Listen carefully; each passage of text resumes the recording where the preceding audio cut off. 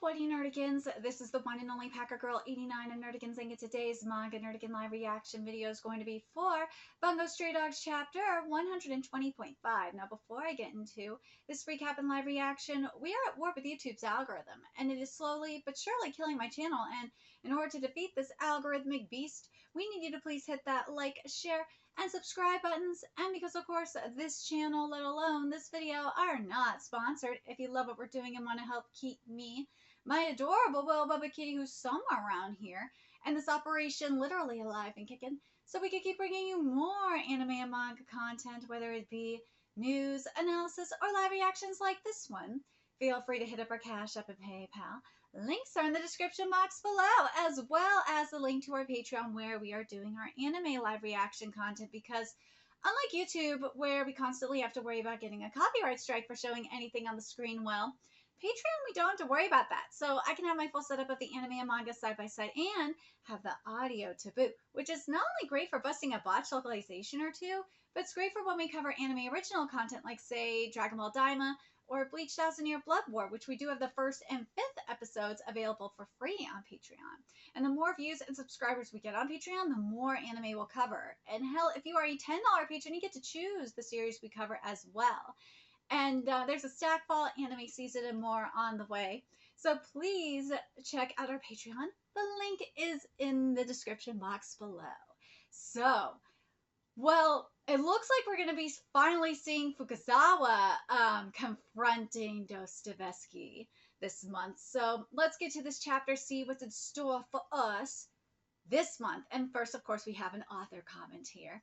I gave a talk at Chuo University. College sure is great. Being there felt wonderful. Aww. I'm glad Asagiri had fun doing that. All right, so 120.5 is titled That Which Drives Us Part 2. Beyond those black eyes. Ooh. Here we go. Genichiro, oh. You've stolen him. Stolen his dream. Do not expect forgiveness. Stolen his dream? How absurd. His dream of world peace was doomed from the very start. Thank you! Dostoevsky is not wrong! What? It would not have been possible to achieve world peace through his methods. Unifying all states will eradicate war? An unlearned outlook unlearned outlook befitting of your short lives. In any case, the framework of the modern state itself only came into being around the 18th century and amounts to nothing but a toddling promise. He is not wrong. Oh my god, Dostoevsky, I love you so much for this. Thank you. Within the next several hundred years, political and militaristic affairs will likely become the jurisdiction of the private sector, or perhaps colonies exercising independence as extraterrestrial communities will rise to prominence. No matter the shape, it won't be known as any sort of antiquated system like a union of mankind. Within their new groupings, man will once more sell to us and them and begin their massacre. He's not wrong. I can believe this. I could definitely believe this, where political and militaristic affairs will likely become the jurisdiction of the private sector. Oh, I can definitely believe this happening. Oh, 1000%, I could believe this. Especially if the colonies exercising their independence as extraterrestrial communities will rise to prominence. Oh, 1000%, I could believe this. I can't. I mean, look at what Elon Musk is doing with SpaceX. Anyways, and then this part here, no matter the shape, it won't be known as any sort of antiquated system like a union of mankind. That was never going to happen. That is never, ever going to happen. Within their new groupings, man will once more sell to us and them and begin their massacre. Yeah. Oh, yes, I 1000% agree. They won't. In such a time, a union of mankind will rise yet again, and shouldering virtue and benevolence, us and them will join together.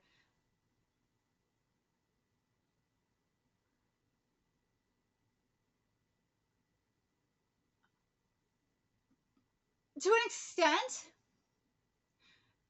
Fukazawa is right as well.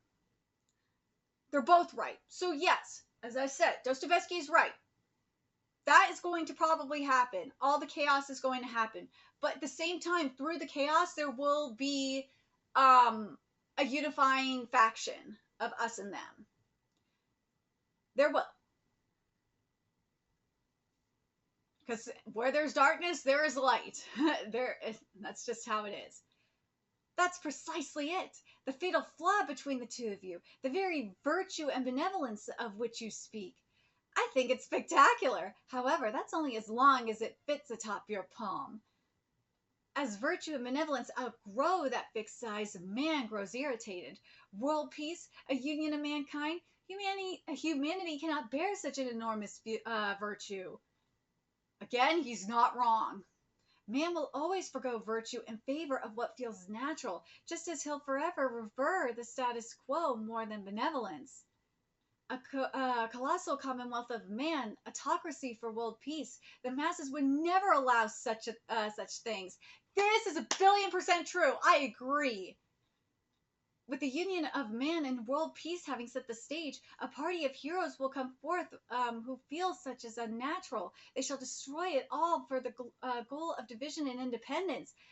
Yes, because what world peace, the type of world peace and autocracy and all that, yeah, that will lead ultimately to like a dictatorship kind of thing. And through that, yeah, there's going to be independence and rebellion. That isn't true. Man will choose peace. No, that's not going to happen. He will do no such thing. I could prove it. Fukuchi-san claimed he killed 500 in the name of world peace. Yet you yourself could not fully affirm that. That may be true. But yet you deceived Junichiro by keeping quiet of the issues that would plague a union of mankind. You made a fool of him knowing peace would never come. You are pure evil. Dostoevsky ain't denying this either. How absurd. I am Fukuchi-san's successor. I am his disciple, inheriting his dream, bringing true, lasting peace. Fukuchi... I mean, wait, Fukuchi... Dostoevsky, what are you talking about? Like, stop. You want to bring peace? And just how would you do that? Through World War. Dude, Dostoevsky, shut the fuck up. Woo! No! Fukuzawa, no! It can't be. How? How could that be when the divine being is still over there? By folding them across the axis of the fourth dimension, I've manifested the divine being of the past and the divine being of the present at once. Holy shit! Three-dimensional beings such as you are able to draw with both hands simultaneously atop a two-dimensional surface, are you not? The same principle is now at play. Eternal peace born of world war. It's a true shame I won't be able to show it to you. You know, I'm thinking about this now, because it wasn't really World War, because World War One, there was somewhat world peace to an extent, but then there was the rise of Hitler. But then you look at World War Two, after what happened with the atomic bomb, and to an extent there was peace, there was world peace for a time, and then there was the rise of the Cold War.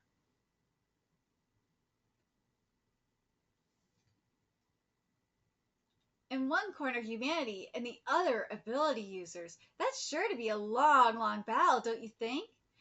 Such opposition, coupled with the threads of aberrance, shall give rise to humanity united. War in the name of peace? That's contradictory. But that's how wars work a good chunk of the time. I mean, I'm going to give a good example here. Look at what's happening. Look at all the wars that Israel has had to go through, for example. They just want to be left alone. They want peace. And the only way to get that peace is through war, because motherfuckers aren't going to stop. They will not stop attacking them until they fight back. And that sometimes the only way, that's what I mean. Sometimes the only way you can achieve peace is through war. It sucks, but that's just how things are, unfortunately, because people are assholes. The stage has already been set. The vampire's global invasion has shown the world the danger of ability users. We don't need those with abilities in the history of mankind. Kill them all. Go racism! Making them believe that will be simple with one order. Utilizing not virtue and benevolence, but the hideousness of man, I shall bring forth 1,000 years' peace, built atop the corpses of ability users. So basically, he wants to have, Dostoevsky wants to start a genocide. That's what he wants. He wants to build peace on top of a genocide. Oh my god, that sounds... Oh my god, Dostoevsky is pulling a Hitler, isn't he? Yep. That's what he wants. What are you? I can't possibly see you as human. Why would you go to such lengths? It's time. President Atsushi, forgive me. I'm leaving the rest in your hands. No! Even the president? Think. It's no use. Don't give in. No, this is impossible. I can't think straight. Think. If Dazai-san were dealing with this, what would he do? Speaking of, where the fuck is Dazai? If I want to save everyone, the backside of the page is my only option. A scrap of paper that can alter reality, and Dostoevsky has it. For the sake of his plan, he can't get rid of it. How could I possibly snatch it in a situation like this? No, there's no chapter next month! Oh my god, so this is going to be very, very interesting.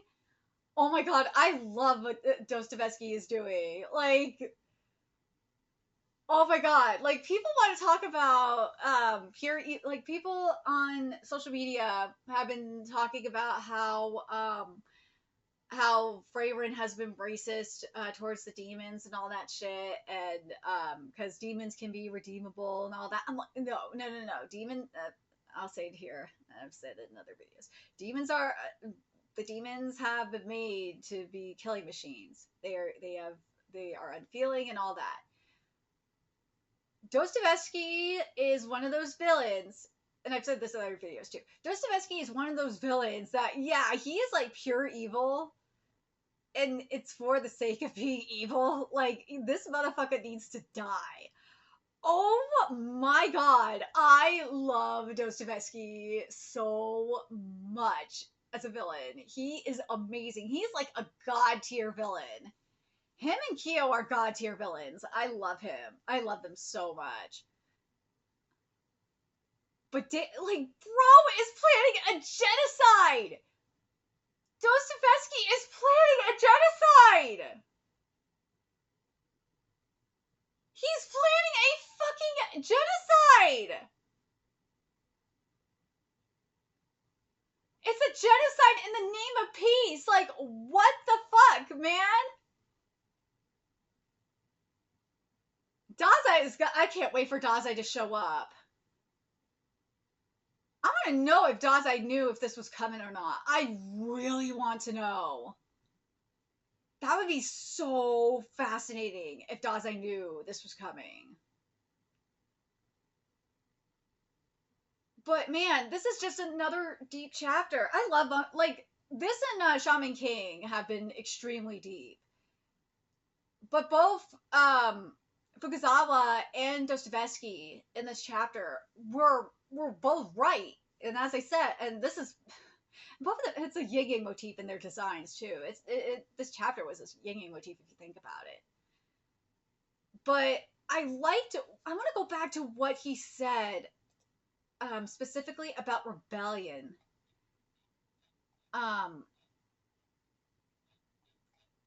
Where is it?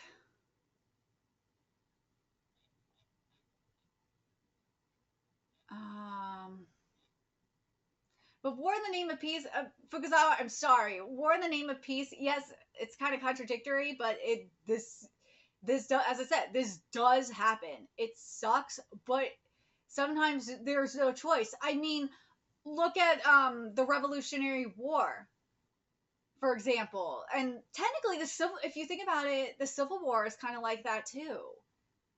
The U.S. American Civil War.